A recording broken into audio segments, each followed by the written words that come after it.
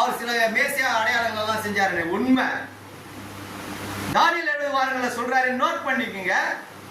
தலைக்கல் வர்றதுக்கு முன்னாடி இயேசு கிறிஸ்துவை போல ஒரு ஊழியம் நடக்கணும்னு சொல்றாரு. அல்லேலூயா. தலைக்கல் 63ல வருவதற்கு முன்பதாகவே இயேசு கிறிஸ்துவை போல ஒரு ஊழியம் நடக்கணும் அப்படின்னு தீர்க்கதரிசியே எந்த மெசேஜ் சொல்றாரு? தானியேல் 70 வாரங்கள் மெசேஜ் சொல்றாரு.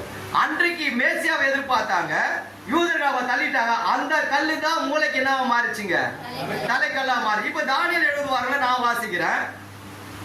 பிரியமான, தலைக்கண்ணாது மலையிலிருந்து கைகளால் பெயர்க்கப்படாமல் பூர்ணி கோபுரத்துக்கு வந்துள்ளது. தேவன் அதை அனுப்பி இருக்கிறார்.